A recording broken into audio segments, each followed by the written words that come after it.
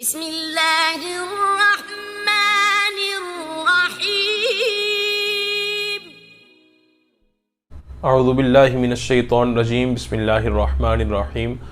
मा कान मुहम्मदुन अबा अहदिम मिन रिजालिकुम वलाकिन रसूलुल्लाहि व खातमुन नबिय्यीन व कानल्लाहु बिकुल्लि शैइन अलीमा इन्नल्लाहा व मलाइकतहु युसल्लूना अलन नबी या अय्युहल्लज़ीना आमनू सल्लु अलैहि व सल्लिमू तस्लीमा। अल्लाहुम्मा सल्लि अला सय्यिदिना मुहम्मदिन नबिय्यिल उम्मी व आलिहि व बारिक व सल्लिम व सल्लि अलैहि। अस्सलामु अलैकुम व रहमतुल्लाहि व बरकातुहू। मैं डॉक्टर हाफिज़ अहमद रज़ा आप सब लोगों को अपने YouTube channel herbal and homeo health foundation पर खुशामदीद कहता हूँ। आज का जो मेरा लेक्चर है वो इस हवाले से है कि बेऔलादी की जो ज़्यादा प्रॉब्लम्स हैं वो मर्दों की वजह से बनती हैं या औरतों की, यानी कि ज़्यादा मसाइल औरतों में होते हैं या मर्दों में होते हैं। तो आइए चलते हैं अपने लेक्चर की तरफ। अक्सर फ़ोन कॉल्स भी आती हैं ख़वातीन की या जो क्लिनिक पे भी आती हैं, तो उनका कहना होता है कि डॉक्टर साहब 2 से 3 साल हो गए शादी को लेकिन प्रेगनेंसी नहीं हो पा रही। तो जो अच्छा डॉक्टर होता है जो इनफर्टिलिटी का ट्रीटमेंट करते हैं वो सबसे पहले यही पूछेंगे कि हस्बैंड की रिपोर्ट कहाँ है। तो यही मेरा सवाल होता है कि हस्बैंड की रिपोर्ट दीजिए। तो आगे से ये सुन के बड़ी हैरानगी होती है जब कहा जाता है कि हस्बैंड की रिपोर्ट तो नहीं है, तो कोई पुरानी रिपोर्ट हो तो कहा जाता है कि रिपोर्ट करवाई ही नहीं। अगला सवाल ये होता है क्यों नहीं करवाई, कि मेरा हस्बैंड कहता है मैं बिल्कुल ठीक हूँ, ठीक है, मेरा शोहर जो कहता है वो बिल्कुल ठीक हूँ और मेरे अंदर किसी किस्म का कोई इशू नहीं है। पूछा जाता है कि ये उनको कैसे पता कि कैसे वो ठीक है, तो वो कहते हैं कि हम मर्दाना तौर पे हर लिहाज से ओके हैं। तो मैं पहले भी अपने बहुत सारे लेक्चर्स में कह चुका हूँ कि 2 बातें हमेशा याद रखिएगा। स्पर्म्स का मर्दाना ताकत के साथ कोई ताल्लुक नहीं होता। अगर आपकी टाइमिंग कम है या ज़्यादा है तो इसमें स्पर्म्स का कोई अमल दखल नहीं है। और मनी एक अलग चीज़ है और स्पर्म्स जो है वो एक अलग चीज़ है। मनी सिर्फ एक वसीला है स्पर्म्स को लेके बाहर निकलने का, ठीक है। जो औलाद के मसाइल होते हैं वो स्पर्म्स की वजह से होते हैं। मनी गाढ़ी हो पतली हो, इसका स्पर्म्स के साथ किसी किस्म का कोई ताल्लुक नहीं है। इसकी दलील ये है कि बहुत सारे ऐसे पेशेंट देखने में आए हैं जो एजोस्पर्मिया के पेशेंट होते हैं, जिनके नील स्पर्म होते हैं। अब नील स्पर्म वाले बंदे की जो है ना औलाद नहीं हो सकती।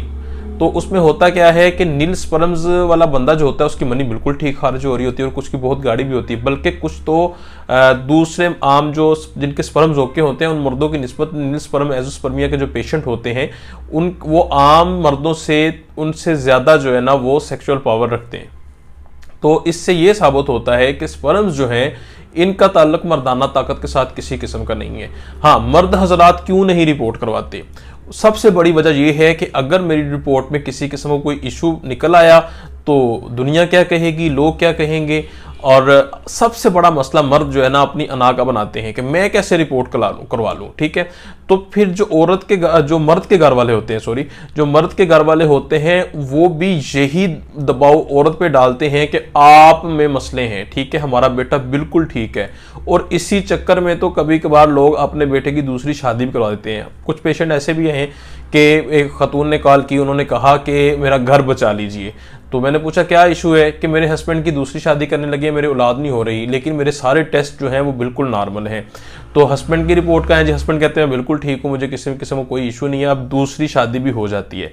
दूसरी शादी के बाद जब रिपोर्ट करवाई जाती है तो क्या मिलता है जी, कि कभी कभार तो स्पर्म्स के जो है ना मर्द के स्पर्म्स जो वो 0-0 है। अब पहली औरत की भी जिंदगी बर्बाद की, दूसरी औरत की भी जिंदगी बर्बाद की। क्योंकि एक ऐसा ही वाकया मेरी स्ट्रीट का है, एक हजरत हैं, उनका नाम नहीं मैं लूँगा यहाँ पे, दुबई में होते हैं।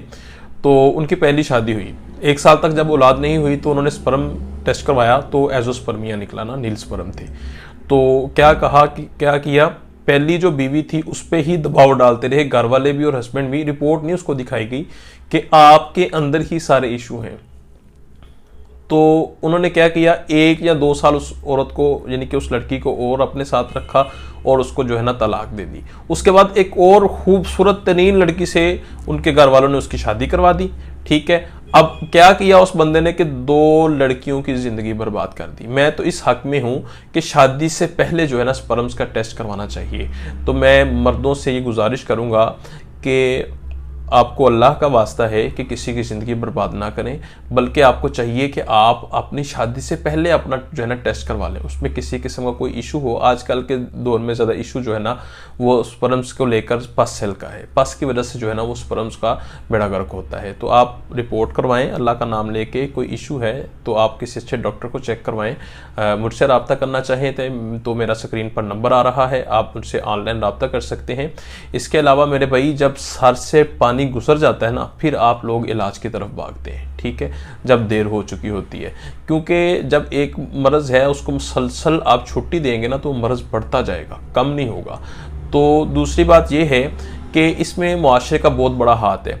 अभी शादी हुई नहीं होती, 10-15 दिन गुजरे होते हैं, जो भी औरत आती है आके उसका पहला सवाल ये होता है कि हाँ जी कोई खुशखबरी है, कोई बच्चा होने वाला है, ठीक है। तो या फिर सुहागरात अभी होके गुजरती है, अगले दिन ही जो शोहर होता है उसकी माँ कह रही होती है बस बहू अब मुझे ना तू जल्द से जल्द जो है ना बच्चा पैदा करके दे दे, ठीक है। तो क्या वो बच्चा डाउनलोड करके देगी आपको?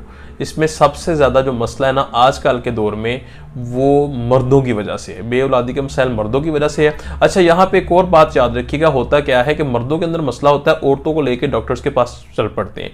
अब वो औरतें बिल्कुल ठीक होती हैं, उनके पीरियड्स बिल्कुल ठीक आ रहे होते हैं, किसी किस्म का पीसीओएस का कोई मसला नहीं होता, लेकिन वो होता क्या है कि लेडी डॉक्टर भी कुछ ऐसी होती हैं, या मैं सब डॉक्टर एक जैसे नहीं होती, सब बात नहीं कर रहा, हकीमों के पास या डॉक्टर्स के पास जब आप लेके जाते हैं तो कुछ लोग अपने पैसों और फीस की खातर दवाइयां बहुत सारी लिख के दे देते हैं, ठीक है। तो उसके साथ उल्टा जो पहले ठीक होता है वो मसला ख़राब हो जाता है। तो जब भी कभी बेऔलादी का ट्रीटमेंट करवाना हो तो पहले हस्बैंड की रिपोर्ट होनी चाहिए, उसके बाद फिर औरत की रिपोर्ट होनी चाहिए, क्योंकि औरत में अगर कुछ थोड़ी बहुत खामियां हों तो फिर भी जो है ना औलाद हो जाती है। लेकिन मर्द के जो स्पर्म्स है ना, इनका अच्छे से एक्टिव होना, यानी कि 60% एक्टिव होना, 60 मिलियन कम से कम होना और पस 0 से 4 होना, ये बहुत लाजमी है। तो बकाया आप अगर स्पर्म्स के हवाले से या पस के हवाले से लेक्चर सुनना चाहें तो मेरे इसी वीडियो के डिस्क्रिप्शन में आपको बहुत सारे लेक्चर्स मिल जाएंगे। इसी के साथ मुझे इजाज़त दीजिए, अपना बहुत सारा ख्याल रखिएगा, बहुत जल्द किसी अच्छे लेक्चर के साथ मुलाकात होगी। फ़ी अमानिल्लाह, अस्सलामु अलैकुम वरहमतुल्लाहि वबरकातुहू, अल्लाह हाफ़िज़।